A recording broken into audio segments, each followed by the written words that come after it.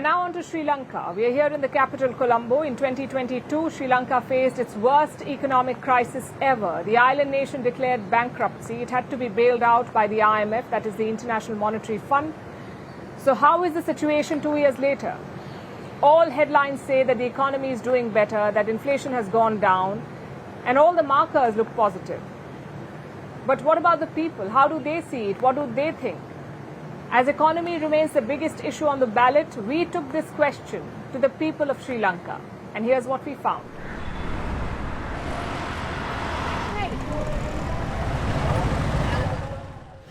Yesterday we interviewed Ranil Wickremesinghe, the president of Sri Lanka, and we asked him a simple question. Do you think that maybe the bitter pill was too bitter? I don't think the bitter pill was too bitter. We had to take a pill at some time and someone had to take a decision. You heard him.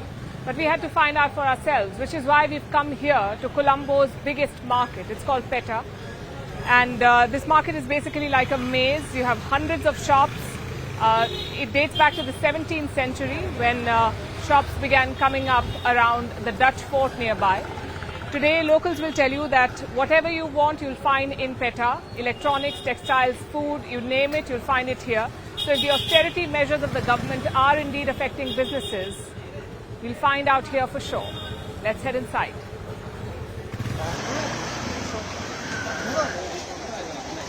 In one word, Peta is packed. It's chaotic and overwhelming. At first glance, footfall is good, but we are told business is actually down. It never really picked up after the economic crisis of 2022. Business has fallen right to the bottom. It will be very difficult to recover. When you sell a fruit earlier, we had a profit of 8 rupees. Now it is 4 rupees. People don't have money to buy these fruits. With the economic crisis, we have not picked up anymore because the cost factor has gone 3 times more. And since then, still we have not increased our cost of the product, selling price. We are just holding it as it, expecting with some kind of price reduction. I mean, the states will come for the milk products and the electricity. So we are trying to cover our cost and profit on that. To be clear, inflation isn't the issue. It's down from nearly 70% in 2022 to around 5% this year. Even growth is positive. Sri Lanka's GDP expanded by 4.7% in the last quarter. The problem is income. Around 11% of Sri Lanka was poor in 2019. That number is now 26%. Taxes are also an issue. Sri Lanka imposes a common value-added tax on all goods and services. It was 8% in 2021. It was hiked to 18% at the start of this year. More VAT equals more expensive goods. This was all done at the behest of the IMF, the International Monetary Fund. In 2023, President Wickremesinghe secured a bailout deal worth $2.9 billion, the 17th in Sri Lanka's history. Now, the IMF has bailed out many countries in trouble, but they usually exact a heavy toll. Steep cuts in public spending, rollback of subsidies, multiple tax hikes. That's usually the IMF playbook. And that's what we call the bitter pill. High taxes and low spending on public services. It's the perfect austerity measure, but it's also the perfect way to drive people away from your country. And that's what's happening in Sri Lanka, especially in the health sector. 10% of the country's healthcare professionals have left the country, including 1,700 doctors. Needless to say, this is taking a toll on medical services across the country. Right now, we are at the country's biggest hospital, Colombo National Hospital, the biggest public medical facility in Sri Lanka, which has managed to keep its doors open thanks to foreign grants. But that cannot be said for a lot of facilities in rural Sri Lanka, where 40 hospitals have shut down and more than 100 are on the brink of shutting down. Medicines proved to be a bigger problem. Poor Sri Lankans used government welfare funds to procure drugs. But those payments stopped last year and many households were rendered helpless. Here in Colombo, Slave Island, is one such household. Retired accountant Milton Pereira and his wife Pushpalatha.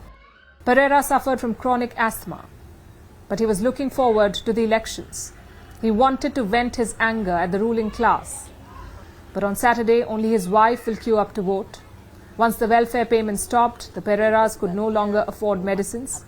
Months after the cut, Milton Pereira passed away. I needed to have money to buy his medicine. I had to make do for everything with just 1500 rupees. He was not employed. He couldn't do any work because he was not well. Occasionally, we were given free inhalers from a government hospital, but there were times we had to buy it from outside, but we couldn't get it most of the time because we had no money. You will find many such stories in Sri Lanka, of the bitter pill becoming a fatal one. Frankly, it's a bit confusing.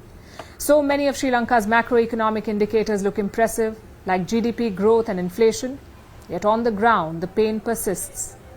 It's the story of two economic realities. A key part of austerity measures is cutting energy subsidies, and this is typically an IMF demand. Wherever they give loans or bailouts, they ask for energy subsidies to be cut. The idea is to increase revenue collection and to plug the so-called leakages. But what it also does, what phasing out energy subsidies does, is it increases electricity bills. Here in Sri Lanka, we saw 3 raises in the last 1 year. 3 times the bills were hiked. The biggest hike was more than 70%. As a result, more than 1 million homes were cut off from the power grid. They did not have the money to pay these new bills, so they were plunged into darkness. Here in Slave Island, residents are clearly feeling the pinch. This area is home to many slums and low-income households. A lot of them have been cut off from the power grid. The rest cannot afford the high tariffs. The locals say their bills have tripled in 3 years. Everything is expensive across Sri Lanka. 3 years ago, our electricity bill used to be 2,000 Sri Lankan rupees. Now, it's more than 8,000 Sri Lankan rupees. We have the same appliances as then, a few ceiling fans and bulbs, but the bill has increased. Electricity bills were hiked by 75% in August 2022, by 66% in February last year, and by 18% in July. This doesn't just affect households, it also affects businesses. In 2023, around 250,000 factories were shut down. High power bills were a major reason.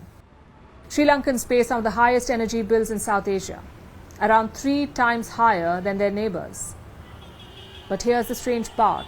The state-owned power supplier is running profits. The CEB, or the Ceylon Electricity Board. They made almost $200 million in profits last year. Yet 1 million were cut off from the grid. It may sound strange, but this is how austerity works. State-owned firms are bulked up for privatization. The eventual plan is to sell off the CEB, and for that it must make profits. All of this makes one thing clear. Austerity measures have been very tough. It has taken lives and livelihoods. But the question is, could it have been avoided? Not completely. The Rajapaksas left the economy in a very bad state. You needed a tough taskmaster to set things right. Wickremesinghe has largely done that. Yet, valid questions remain. Could the rich have shouldered more of the burden? Could the bitter pill have been spaced out? And could the IMF have given a better deal? In hindsight, maybe. But Wickremesinghe is confident that the people will see the bigger picture. That after short-term pain comes long-term gain. Maybe it will. But the political elite who plunged this country into chaos are still living the large life, while the poor are rebuilding it. And that is the real bitter pill.